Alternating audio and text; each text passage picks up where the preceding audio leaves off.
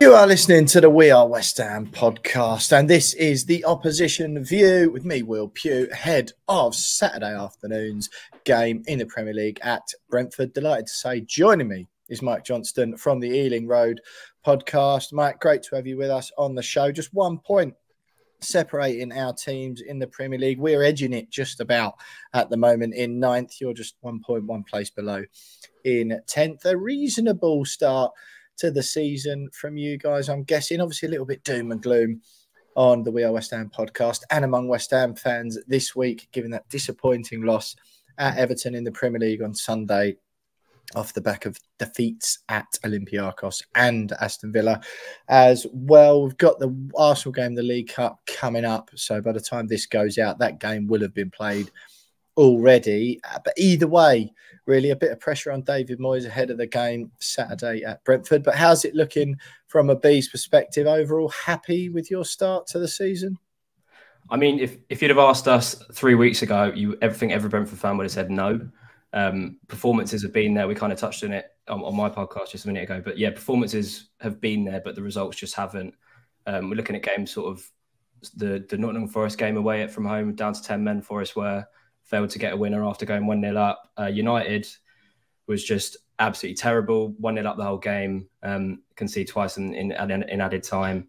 But I think last 3 games we've really turned a corner, I want to say. Obviously picked up a great win on the weekend against Chelsea. The one before that, we really needed it against Burnley. So yeah, I'm very happy with the start of the season, to be fair. The performances have been there. The results have started to come as well now. We've been unlucky with injuries, which has to be said. Rico Henry being out for the season is a massive loss to Brentford, as is obviously Ivan Toney after scoring 20 goals last season in the Premier League. But with the injuries taken into account, very happy to the start of the season. And like I said, we're starting to turn a corner, which is good news. Yeah, fair play, mate. I mean, that win at Chelsea is your 3rd win at Stamford Bridge on the bounce. Am I right in saying that? Yeah. First Premier League team to win their first 3 games at the Bridge. Yeah, I mean, what an achievement that is. Being West London rivals, of course, hugely helped. What was the game at the weekend like? Obviously, sort of, you sort of always win there now. I think I spoke to Natalie Sawyer, one of the more famous Brentford fans, come on our podcast last season. And I mentioned that. I said, since you've been back, what are your sort of favourite memories or whatever? The wins at Stamford Bridge must be great. She said, we do that all the time now. And that's proved true again this season. Yeah, I mean, when we were going into the game, I knew it was going to be different to the first 2 we played against them. Obviously, Chelsea in recent years have been far from the team they were sort of over the last couple of decades. But this time going into it, Poch in charge, it looked like they kind of started to turn a corner, some of their key players coming into form. But yeah, I mean, nothing can really prepare you for that. I mean, we were under the cosh for most of the first half, came into it in the second half. Ethan Pinnock gets the goal, and then, to be honest, the second half, we were the better team. I think we deserved to come away with the 3 points. And I don't know, with Chelsea, it looks like they're going to turn a corner, then they get a result like this. They just seem like a team that are fairly easy to beat. And I mean, Brentford defended fantastically. And that's been a theme for us this season. We've been really good in defence. It's just a couple moments of lapse of concentration that's kind of cost us points in the games that I mentioned against Forest and United and Newcastle and stuff like that. But on Saturday, I couldn't fault the performance. Second half performance was amazing.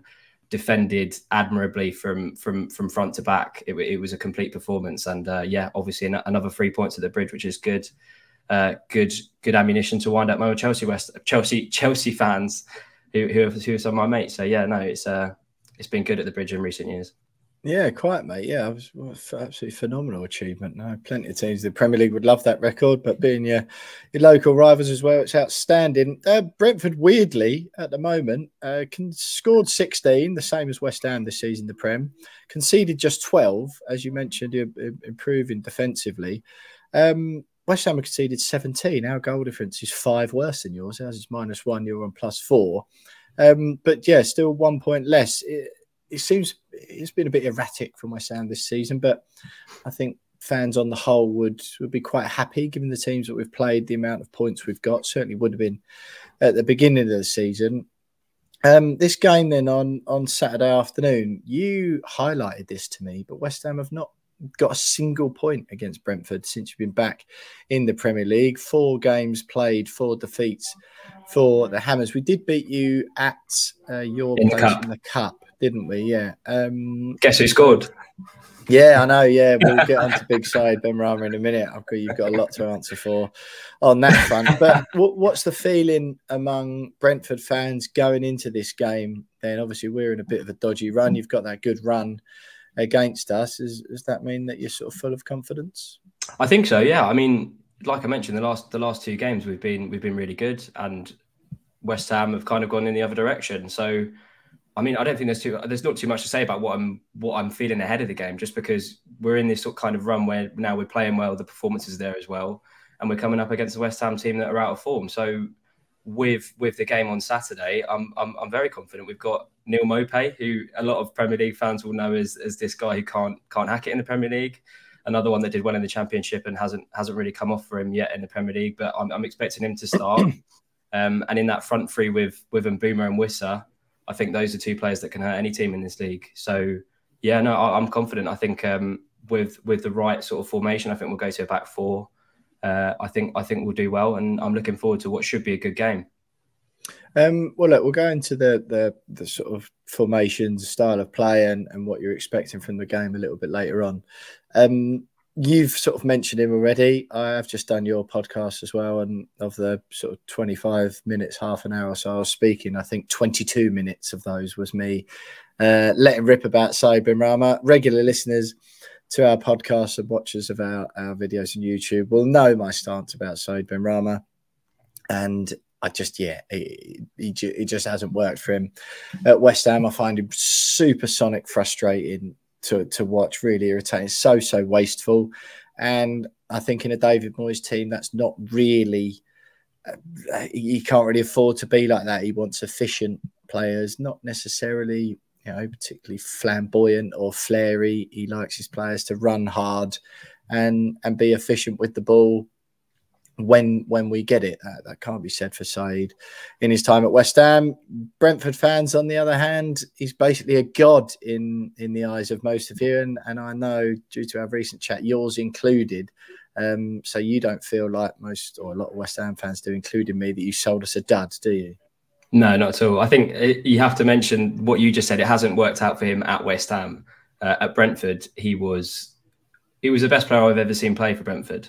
And I don't think it's really that close, to be honest. There's very few players that can pick up the ball and run past 10 players, not run past 10 players, but run past the whole team and score a worldie. But Said Benrahma is that player, and I'd not seen someone like that. Was that player at Brentford. It hasn't quite worked out for West Ham, but it's interesting that you mentioned to me that you didn't think David Moyes was too involved in the recruitment of Said Benrahma, which doesn't surprise me, to be honest, because when he went to West Ham, I think a lot of Brentford fans were scratching their heads saying this isn't the right move for him. He needs to be in a team that play free-flowing attacking football and where he doesn't have to do too much defensive work, because that's when he's at his best, and that's what he had at Brentford in the Championship. But you rightly so, you point out that there's a skill gap between the Championship and the Premier League, and he hasn't quite hit the levels. Well, he hasn't hit the levels at all that he hit in the Championship. But I think amongst Brentford fans, you can't do any wrong. I used to go to Brentford games and be excited just to see Said Benrahma, to see what he was going to do today. If any West Ham fans are listening, and I don't know if you probably do listen, as in, if any West Ham fans are listening who do that thing when you sign a new player and you go watch a compilation of their best bits. Oh God! If they haven't done that with Said Benrahma, please do, and you'll see the kind of player he is, because you watch that 2 minutes and you're thinking that you signed Pele. And honestly, it breaks my heart a little bit that it hasn't gone right for him at West Ham. But if there's a chance for him to come back to Brentford, every Brentford fan would snatch it up 100%. Well, that was my next question, Mike, to be honest with you. Like, again, you're a different club now to the one that he left. Like I say, he played for you in the Championship. You're now a Premier League team, and you sort of spoke. It's worth, by the way, go and give Mike's podcast a listen, the Ealing Road podcast. Just because I really enjoyed the chat we just had just now, and at risk of sort of, obviously trying to repeat the same content for our listeners, but it was an enjoyable chat. Go over and listen to it. And about Said Benrahma, everyone on this podcast knows what I think about him. And I think we touched on a few points that me and James wouldn't typically touch on, when we were talking. So give Mike's the Ealing Road podcast a listen if you fancy it. And I just would you say you would take him back now? Could you afford him the luxury of being this free roaming player? Because I don't know. I mean, you might be able to tell me what Brentford's average sort of percentage of possession is typically in most games. I appreciate the Chelsea game's probably not a good comparison, but you put Burnley to the sword a few weeks ago, 3-0 at home. You only had 49% of the ball that game. I assume you had less. I haven't checked, to be fair, but I assume you had less for that Chelsea win. You had Manchester United before, and like you say, you were on top in that game. You were unlucky with those 2 goals in the last couple of minutes, and you had more of the ball at Nottingham Forest. Would Benrahma fit in, and would you be able to afford him that so-called sort of luxury of being a free roaming player that he needs to play at his best? Well, I think with Benrahma, I'll do the possession point first, because I think it points to the strength of Thomas Frank. He's very good as a manager in changing his styles against the team he plays. And I think he was very aware when Tony got banned and we knew that we wouldn't have him for the first half of the season, that we've actually tried to have more of the ball instead of sort of being this counter-attacking team that can rely on Tony when we win the ball back deep in our half. So yeah, with this season, we've seen Brentford have more of the ball. I think against Burnley, we had about 50-50, but to be fair, Burnley like to have a lot of the ball anyway.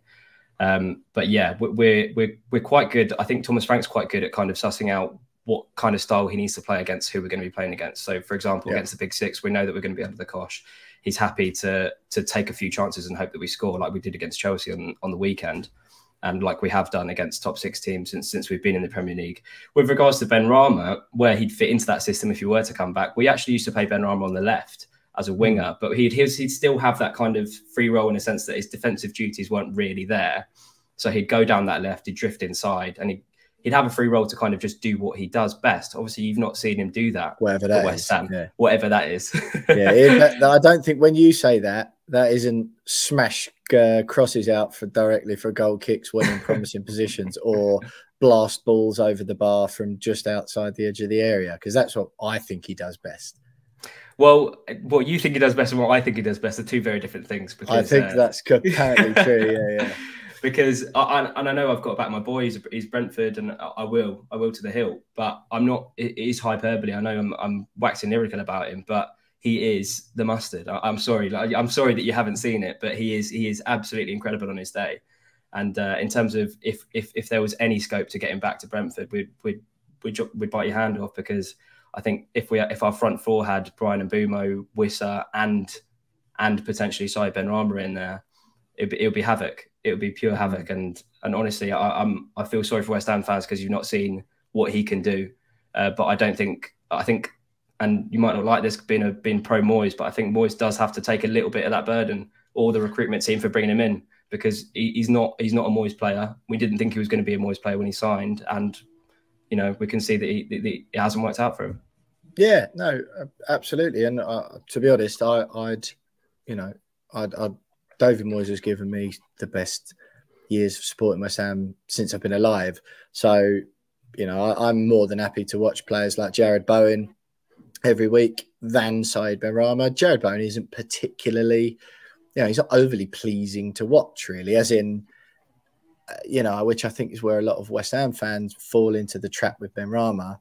You see him do a few step overs and take someone on in the middle of, their half.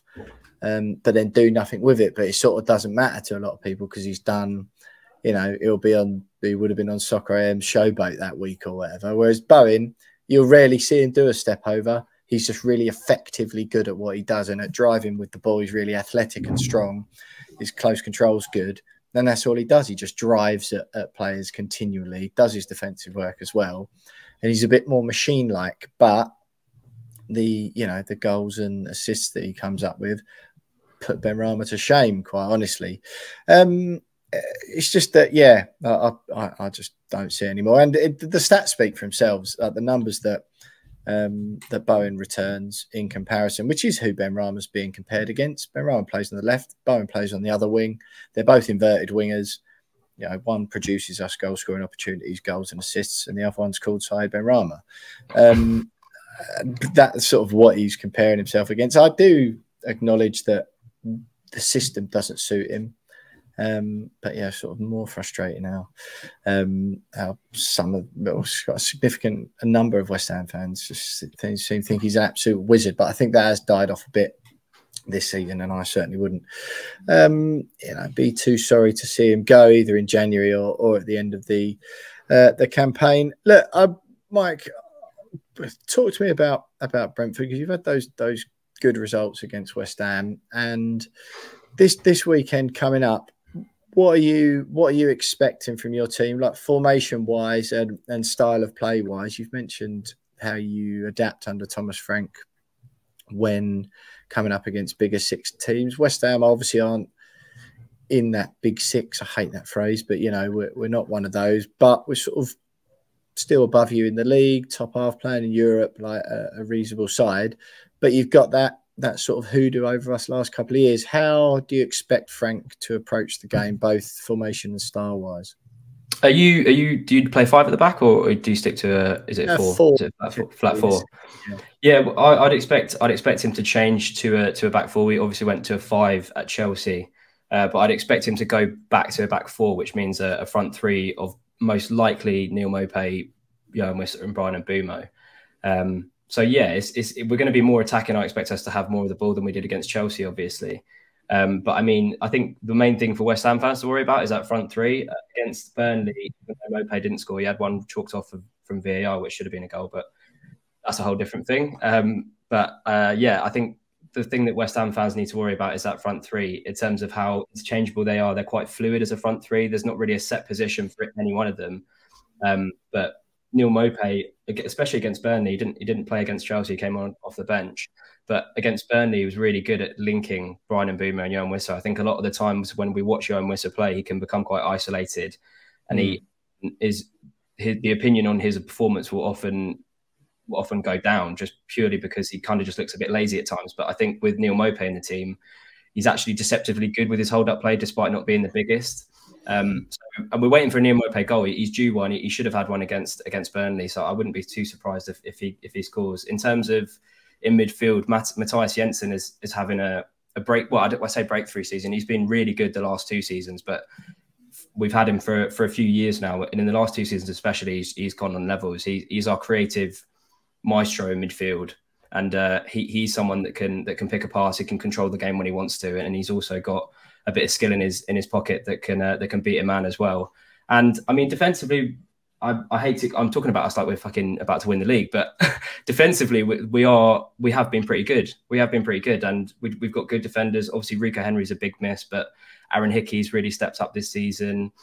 Ethan Pinnock, I think, is one of the most underrated centre halves in the league. Scored again, didn't he, at Chelsea? Yeah, scored it again at Chelsea. He's a rock at the back for us. So I'm expecting. I'm confident about it, and it's probably the first game this season where I've kind of gone into it thinking this should be a straightforward 3 points with West Ham's sort of recent dip in form and our recent turnaround. So yeah, no, I'm expecting Brentford to have most of the ball and for that front three to get on the score sheet. Well, you sound pretty confident, Mike. Look, it's been great having you on the podcast. Really appreciate you coming on and giving us some of your time, even though I've sort of obviously lost all respect for you for the fact you think Cyber Rahman's a good football player. But I can see why, because there's a reason we paid 25 million quid for him. That was because of what he'd done at Brentford. If we were managed to get 25 million quid for him now, you say it's funny, you going, I'd snap your arm off if we could have him off of you. I would snap your arm off for you to take him from us, quite frankly. And the sort of one point I did make to you about Ben Rama on is just that there's a reason, I think, that there's been no clubs after him. In the time he's been at West Ham, there's been no clubs looking at it going, you know what, he doesn't work under Moyes, but he'd be great for us. There's certainly no links, with clubs who are supposedly bigger or more successful than West Ham. I don't think he gets into Aston Villa's team at the moment. I don't think he gets in Brighton's team. He certainly doesn't get into any teams above that. And the same can't be said for Jared Bowen. I think when both of those players who play in the same position on opposite sides of West Ham, when they're looking at their next moves, if they're going to move, Jared Bowen will be looking up the table and Said Ben Rama will be looking down. I've had a bet with you on your podcast that I'll come back on the Ealing Road podcast and grovel and apologise and sort of do whatever to your listeners if Said Benrahma ever finishes 5th or above in the Premier League. I'm saying that it's a hard no. There's no way Said Benrahma ever finishes 5th or above in the league. Are you confident that he will? I know you sort of didn't really bet, but do you think that's the thing? I just think his level's Crystal Palace or back with Brentford. I mean, when he went to West Ham, I thought he could have gone higher, but I mean, we'll have to see, because I think it would be quite a sensational move if he comes back to Brentford. Do I think he'll do it? No. I just think it's a bit too kind of fanciful for him to, leave this club that he loved. And, we know that he loves it because he's spoken about it in interviews. He had a great relationship with Thomas Frank. So it would be a sensational move for him to come back to Brentford. But honestly, and I know you're not going to agree. It's so funny that you're desperate to sign him. There is a player in there. There is a big player in there. And like I said, I've seen very few players in my time as a football fan that have the ability that Said Benrahma does, and that might seem like wishful thinking, and if you're a West Ham fan listening, but trust me, he's a very, very good player, and all Brentford fans will tell you the same. I'll be honest, Mike, I've never seen a footballer like Said Benrahma either, but I think I mean that in a slightly different way to you. Listen, it's been great having you on the podcast. West Ham v Brentford, Saturday afternoon. We're recording this before West Ham's League Cup game against Arsenal, so by the time this goes out, we'll know what the score was in that fixture. No cup game for Brentford this week, which means it'll likely be a little bit fresher. But Mike Johnston, tell me, what's the score going to be Saturday afternoon, 3 o'clock, where Brentford v West Ham? 2-0 Brentford. It's going to be the same as the previous 4 times we played you in the Premier League. Just poor performance from West Ham, good performance from Brentford, and we take the points. I'm confident in this one. Yeah, you do sound very confident indeed. I must admit, it would be nothing would give me more pleasure, in fact, than it to be like a grim 0-0. Said Benrahma comes off the bench and puts egg all over my face with an 85th minute winner. I can't see it. I'll snap your arm off for a 1-1 right now, which is just going to be my low-key prediction. But it does feel like, as we've seen this season, Brentford have got some good performances in them, but a couple of dodgy ones as well. Losing at home to Everton, just like we did at the weekend, is the only thing giving me a bit of hope, really. If you have a bad game and we play half decent, then we might take something. But that hoodoo's got a break at some point, isn't it? 4 games and 4 wins for Brentford against West Ham. Fingers crossed for a Hammers win, of course. But Mike Johnston there from the Ealing Road podcast. Do go and listen to the chat I just had with him. I really enjoyed it, and I reckon some of you might find it interesting. Where can they find that, Mike, if they want to listen? It will be out in a couple of days. I think we're going to probably release it a little bit after yours, but they can find it on the Ealing Road Twitter account, which is @the Ealing Road. And also, if you have Instagram as well, it's @Ealing Road Pod. We're also across Spotify, Apple, YouTube, all of it. Okay, well, this will probably be going out Thursday. So, yeah, go @Ealing Road Pod and you'll be able to find that interview that I did with Mike. Thanks very much for joining us, mate. And thank you to everyone at home for listening. Who knows? By the time you'll listen to this, what happened between West Ham and Arsenal last night? Fingers crossed, West Ham had a good result, but I'm not very confident at time of record. But nevertheless, West Ham v Brentford on Sunday. The Hammers have got a chance to cement our place in the top half of the Premier League and get back on track with that chase for the European spots. Fingers crossed for that, and fingers crossed Said Benrahma decides that this of all games is the one he decides to turn it on in a West Ham shirt. Thanks everyone for listening. That is the last podcast of the week from me, Will Pugh, with the opposition view there. Mike Johnston from the Ealing Road podcast. Stay tuned. Me and Jonesy will be back early next week with some reaction to the Arsenal and Brentford games and looking ahead to the Olympiacos game coming up. Exciting times indeed to be a West Ham fan. All is not lost completely. Fingers crossed for a win in West London on Saturday. Thanks for listening. Up the Hammers. We'll see you next week.